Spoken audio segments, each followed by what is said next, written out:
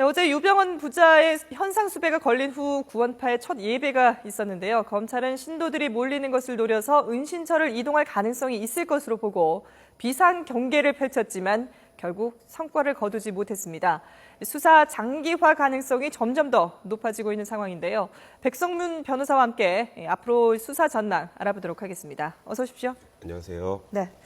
자, 유 회장 부자의 이 행적이 전혀 지금 감지가 되지 않고 있는데 지금 얘기가 오히려 다시 금수원으로 들어간 게 아니냐 이런 얘기까지 나오고 있어요. 그러니까 충분히 가능한 시나리오고요. 예. 그러니까 지금 유병헌 회장이 어디 있는지 지금 온 국민이 어찌 보면 다 찾고 네, 있는데 현 시점에서 금수원을 나갔다고 해서 그때 당시 이제 수색을 한번 했잖아요. 예. 그러면서 이제 어느 정도 전부 돌아봤다고 하는데 네. 당시에 축구장 30개 넓이의 크기에 70명 정도가 들어갔단 네. 말이에요.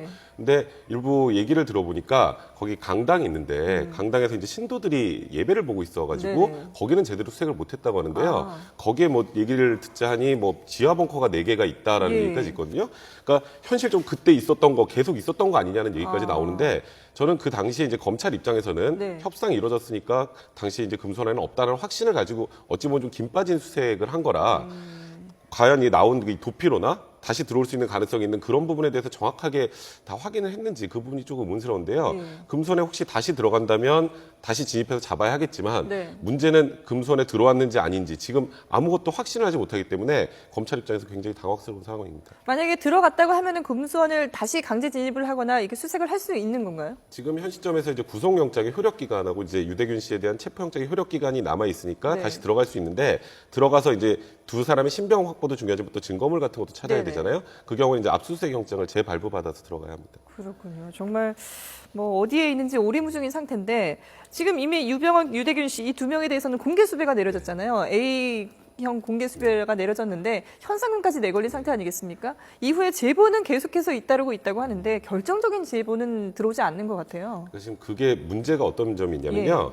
지금 언론에서 이 정도 되면은 이거 현상금까지 걸어야 되는 거 아니냐라는 이제 네네. 언론의 일부 보도가 있고 나서 검찰이 이제 그거를 따른 건데요. 그러니까 네. 검찰 입장에서 철저히 수사를 해서 잡겠다, 국민의 도움이라도 얻어서 잡겠다라는 그런 면에서는 분명히 좀 의미가 있긴 하지만 이런 면도 생각해 보셔야 될 것 같아요. 지금 TV를 한 번이라도 보신 분은 네. 유병헌 회장 어떻게 생겼는지 다 알거든요. 예. 그렇죠. 온 국민이 다 알아요. 네네. 근데 지금까지 소재가 전혀 드러나지 않았잖아요. 네. 현상금이 걸리지 않았더라도 유병헌 회장을 만약에 목격을 했다면 신고를 했을 거예요, 사람들이. 예. 그러니까 결론적으로 일반 국민들에 의해서 체포가 되기는 사실상 불가능에 가까운 것 같고요. 이 사람이 종교 지도자라는 예. 특성상 이 그 현상금의 결국 타겟은 구원파입니다. 그러니까 구원파 내부에서 소위 말하는 핵심 측근들이라고 해야 네네. 될까요? 핵심 측근들, 유병헌 회장 일가의 소재를 아는 사람이 소위 말해서 배신을 하고 신고를 해야 되는 건데 네.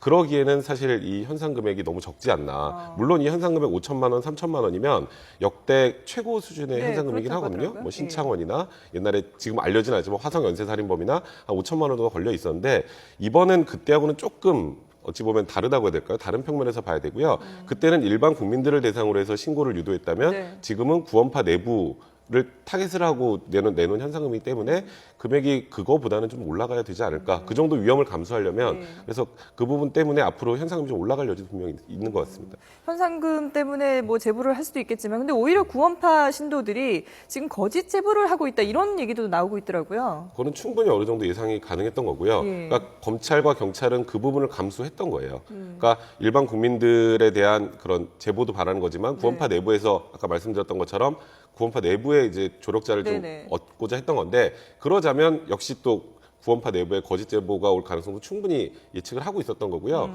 그 부분에 대해서 이제 검찰, 경찰이 수사에는 분명히 더 힘이 들겠지만 네. 그게 거짓 제보인지 아닌지 일일이 다 확인을 해야 되기 때문에 뭐 유병헌 회장의 지금 수사를 위해서는 그런 거짓 제보도 어쩔 수 없이 받아들여야 하는 상황인 것 같습니다. 그렇군요. 어쨌든 뭐 한 건 한 건 다 이 확인을 해보는 수밖에 없다는 말씀이신데 근데 지금 유병헌 회장 그 부자를 보면은 어쨌든 검찰보다 항상 한 발 앞서서 좀 움직인다는 느낌을 받게 되거든요. 그러다 보니까 이 유 회장 부자를 조직적으로 도와주는 이런 어떤 세력이 있는 것이 아니냐 이런 얘기들도 나오고 있더라고요. 사실 그 부분은 처음부터 굉장히 의심스러운 정황이 많았는데요. 네. 그 예를 들어서 김혜경 씨하고 김필배 씨 있잖아요. 네네. 그분들은 유병헌 회장의 수사가 진행되기 바로 전날 해외로 도망갔단 예, 말이에요. 출국했죠. 그리고 이틀 후에 이제 출국 금지 걸렸는데, 예. 그러니까 그것도 사실 수사가 진행되기 전이잖아요. 바로 네네. 전날인데 그걸 알고 도망갔다는 거에서 이것도 혹시 알려준 게 아니냐는 얘기가 있었고, 그다음에 장남 대균 씨 같은 경우는 4월 19일이죠. 이제 참사 이후에 예. 3일 후에 공항에 이제 파리로 가는 편도 티켓을 끊고 당연히 나와야 되는데 일반 개인들은 본인이 출국 금지 걸렸다는 사실 모릅니다. 네. 출국을 할 당시에 출국 금지가 걸려 있으면 거기서 이제 신병이 확보가 되는 건데 공항까지 가서 차를 버리고 도주했단 말이에요. 네. 그러면 누군가가 또 이거 당신이 출국 금지 걸려 있으니 타지 말아라라고 알려준 거거든요. 네. 그러니까 이런 여러 가지 가능성을 종합해 보면 단순히 감으로 그랬을 리는 없을 것 같고 결국 누군가가 알려준 거거든요. 그래서 사실 그래서 지금 현 시점에서 유병헌 회장 일가의 신병을 확보하지 못하는 제일 큰 이유 중에 하나가 내부에 조력자가 있는 게 아닌가라는 의심을 할 수밖에 없는 상황인 거죠. 사실 구원파 신도들이 여기 곳곳에 퍼져 있다고 하니까 어디에서 어떤 식으로 도움을 주고 있는지 알 수 없는 상황 아니겠습니까? 해경의 고위 간부도 있었으니까요. 그렇죠. 이게 정관계 로비설 얘기가 많이 나왔던 예. 게 유병헌 회장이 지금까지 재산을 형성하고 관리하는 과정을 보면 정말 불법의 온상이잖아요. 네네. 근데 91년도에 4년형을 받은 이후에 아직까지 단 한 번도 처벌받은 적이 없거든요. 그 말인즉슨 결국 뒤에서 누군가가 도움을 주는 어떤 세력이 있다라고 봐야 되는데 네. 그걸 밝혀내지 못하면 이번 수사도 굉장히 어려움에 처할 가능성이 많습니다. 근데 이렇게 유 회장을 도와주다가 적발됐을 경우에는 어떤 처벌을 받게 되나요? 이제 그거는 어떤 상황인지에 따라 다르겠지만 예. 예를 들어서 지금 도피를 도와주는 네. 경우라면 이제 범인은닉 도피죄에 해당하게 됩니다. 그 경우에는 이제 3년 이하의 징역이나 500만 원 이하의 벌금형이 처해지게 되는데 네. 통상 원래 범인은닉 도피죄를 범한 이제 피의자 같은 경우에는 대부분 집행유예 한 80% 이상이 그냥 집행유예로 풀려납니다. 이게 네. 왜냐하면 직접 범행을 한 게 아니라 그냥 범인이 도망가는 걸 도와준 정도이기 때문에 네네. 원래 그렇게 처벌의 수위가 높지 않은데 어. 이번에 검찰에서는 이렇게 지금 조직적으로 도움을 줘서 유병헌 회장 일가를 빠져가게 도와주는 거에 대해서는 엄벌에 처하겠다는 방침을 밝혀서 구속수사를 원칙으로 한다고 합니다. 그렇군요. 그러니까 도주를 돕거나 이것뿐만 아니라 뭐 숙소를 제공하거나 휴대전화를 빌려주거나 이런 것도 그렇죠. 처벌을 하겠다는 거 아니겠습니까? 아주 그러니까 도피에 도움을 주는 아주 작은 행동이라도 진짜 식사를 제공하는 행위까지도 범인도피죄로 지금 처벌하려는 검찰의 입장입니다. 그렇군요. 지금 오늘 이제 구원파 신도 한 명이 지금 체포가 돼서 도왔다는 혐의로 CCTV를 분석해봤더니 유 회장의 도주를 도왔다라는 혐의로 지금 체포를 돼서 조사를 받고 있는데 이 조사를 통해서 은신처가 과연 파악이 될 수 있을지 좀 의문이 들긴 해요. 그러니까 이게 지금 금수원에 검찰이 진입해서 확보한 CCTV에 네네. 이제 유병헌 회장 일가가 도망가는 것을 도와준 그 혐의가 있다는 부분인데 네네. 전 이렇게 생각해 보시면 될 것 같아요. 그러니까 유 전 회장이 지금까지 보여준 행보를 보면 정말 치밀하잖아요. 그러니까 그 CCTV나 혹은 그 신도 명부에 들어있는 사람에 네. 관련돼서 그 사람들의 도움을 받았을 일은 별로 없을 것 같고요. 그 도움을 줬다는 사람은 거기서 나가는 부분에 도움을 줬지 그 이후의 행로에 대해서는 유병헌 회장 일가가 예를 들어서 이 사람이 지금처럼 이렇게 체포될 가능성이 예. 있는데도 불구하고 이 사람한테 알려줬을 가능성은 거의 없다고 봐야 될 것 같습니다. 결정적인 역할을 하지는 않았을 것이다라는 그런 말씀이신 것 같은데요. 결정적인 역할을 했다면 CCTV 안에 있었을 리가 없죠. 예, 그렇군요. 그리고 지금 워낙에 이게 지금 안 잡히다 보니까 유 회장 일가의 밀항 가능성도 꾸준히 지금 제기가 되고 있거든요. 그리고 워낙에 선박회사를 운영을 했었고 이런 가능성도 근데 완전히 없다고 볼 수는 없지 않겠습니까? 그러니까 지금 저는 궁극적으로 제가 항상 말씀을 드리는 게 유병헌 회장 일가의 궁극적인 목적은 밀항이라고 얘기를 많이 하거든요. 예. 왜냐하면 지금 현 시점에서 지금 드러나 있는 혐의들 아직 유병헌 회장 일가가 소환이 되지 않았음에도 네. 그 구속영장에 발부돼 있는 그 범죄 사실을 보면 1,000억 대 이상의 횡령, 뭐 배임, 탈세 혐의거든요. 네. 거기다 이렇게 수사를 방해하고 도피를 한다면 검찰 입장에서도 법정 최고형이죠. 무기징역 구형을 당연히 할 것 같거든요. 예. 그럼 유병헌 회장 일가도 알아요. 이번에 잡히면 나는 여생은 네. 구치소, 교도소에서 마무리해야 되는구나라는 걸 알 텐데 지금 이렇게 도망 다니는 거는 분명히 결국은 한국을 빠져나가기 위해서거든요. 그 이유 때문에 재산도 지금 은닉을 하고 해외로 빼돌리는 거고요. 예. 지금 현 시점에서 그 끝까지 지금 구치소에 들어가서 평생을 살게 되려면 재산이 무슨 의미가 있겠습니까? 그렇죠. 그래서 결국은 밀항 가능성을 분명히 염두에 둬야 되는데 그래서 검찰 입장에서 지금 국내에서 이 부자들을 찾는 것도 분명히 중요하지만 예. 빠져나가지 못하게 하는 방안이 굉장히 중요한데요. 뭐 개인 소유 선박이 있다는 얘기도 있고요. 네. 또 사실 이런 말은 좀 조심스럽지만 만약에 해경이 단속권자잖아요. 아직은 해경이 또 지금처럼 옛날 과거처럼 좀 뭔가 도움을 줬다라고 네. 하면 충분히 빠져나갈 수 있는 가능성도 있기 때문에 그 부분에 대해서도 수사를 분명히 집중해야 될 것 같습니다. 그렇군요. 지금 해외에는 김혜경 씨가 이 도주를 또 조직적으로 돕고 있다 이런 얘기도 나오더라고요.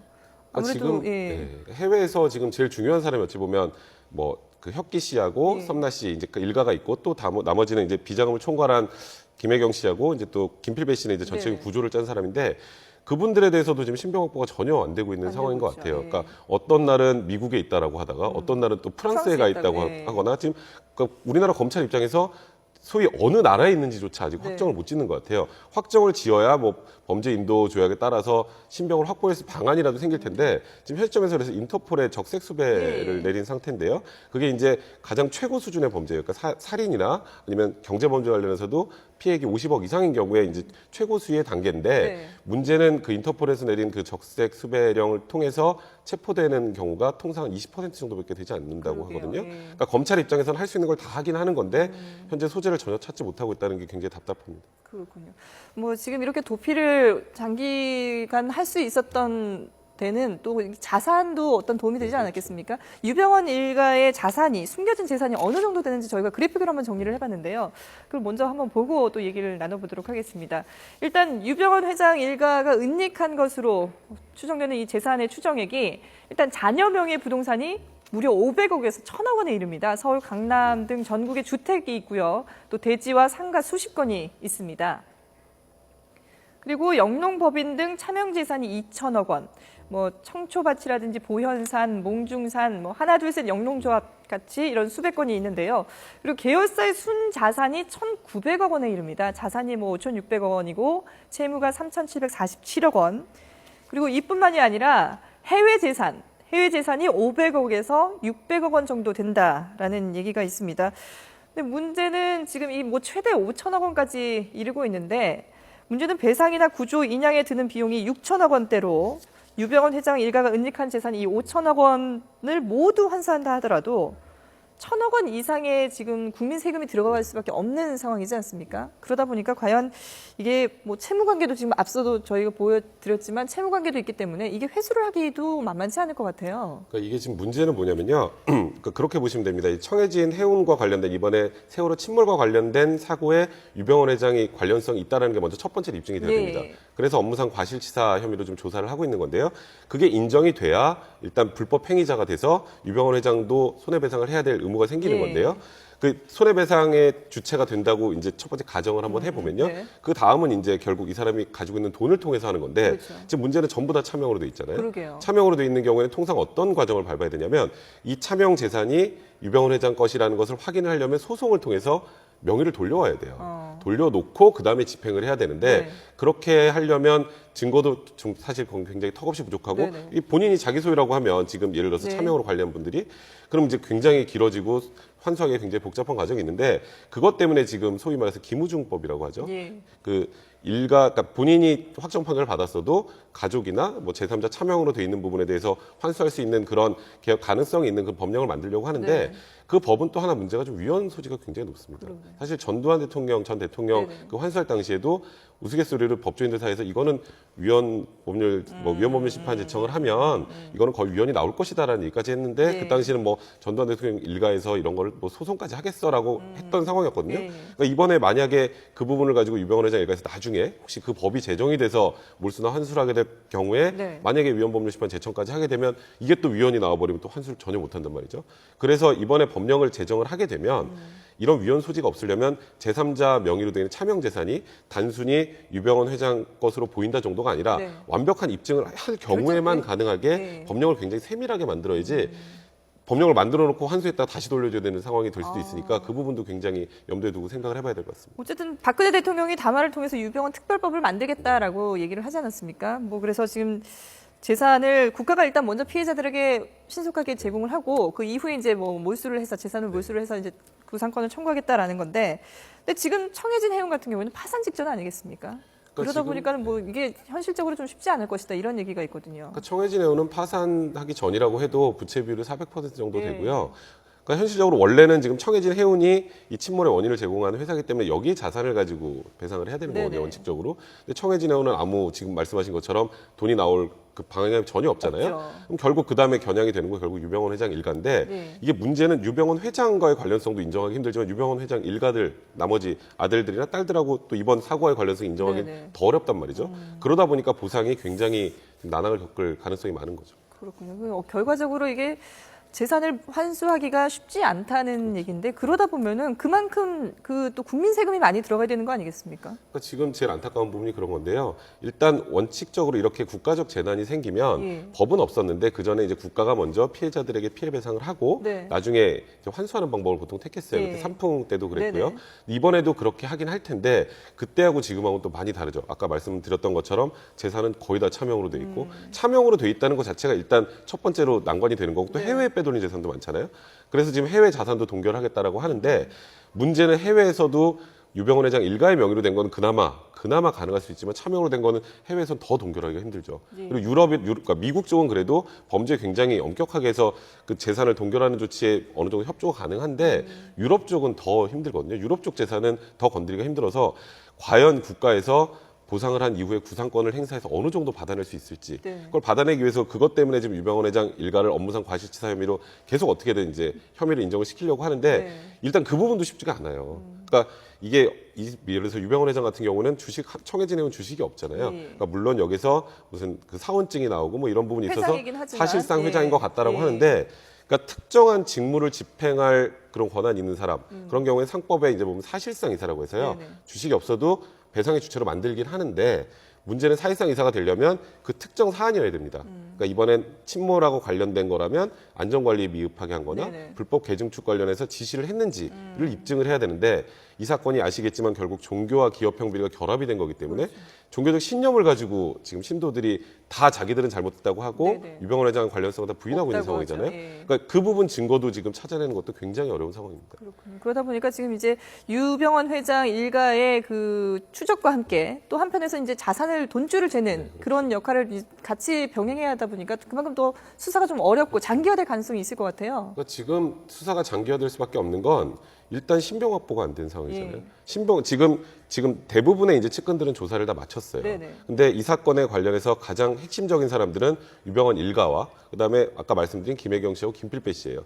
이분들이 없으면 이 전체 구조 파악도 힘들고 비자금의 규모도 파악하기 힘들고 뭐 심지어 나중에 이제 처벌할 대상도 없는 상황이잖아요. 네. 그러니까 일단 빨리 최대한 신병을 확보해서 이들의 진술을 확보하고 진술 확보 후에 이제 객관적인 증거를 또 찾아야죠. 이 사람들도 역시 들어와서 유병헌 회장 관계가 없다고 할 가능성이 많거든요. 네. 그러니까 진술 증거를 통해서 처벌하기 쉽지가 않을 것 같아요. 그럼 결국 객관적인 자료를 찾아야 되는데 예. 그렇다면 결국 이제 재산을 어떻게 형성하는 과정, 이 과정을 밝히려면 지금 미국에 있는 김혜경 씨나 김필배 씨가 반드시 소환이 돼야 됩니다. 결정적인 증거가 필요하다고 하셨는데 사실 금수원에 가서 뭐 상자 8개 분량을 가져왔다고는 하지만 들어와 금수원에 진입하기 전까지 시간이 충분히 있었기 때문에 또 이게 얼마든지 증거 인멸 가능성도 있지 그러니까 않았겠습니까? 금수원에서 가지고 나온 건 제 개인적인 생각이지만 예. 전혀 쓸모가 없다고 생각을 합니다. 왜냐하면 그동안의 그 시간을 계산을 해보면 네. 증거를 다 인멸하고도 남을 시간이었죠. 그렇죠. 예. 충분히 그 안에서 그 검찰이 계속 들어오지 않고 만약에 안에 있었다면 그 안에 조금이라도 범행의 단서가 되거나 도주에 관련된 도주로를 찾는 데 관련돼 있는 자료들이 있었다면 전부 다 네네. 폐기를 했을 거죠, 당연히. 그렇죠. 알겠습니다. 네, 지금 백성문 변호사와 함께 이번 유병헌 회장 부자의 수사 방향 알아봤습니다. 오늘 말씀 고맙습니다.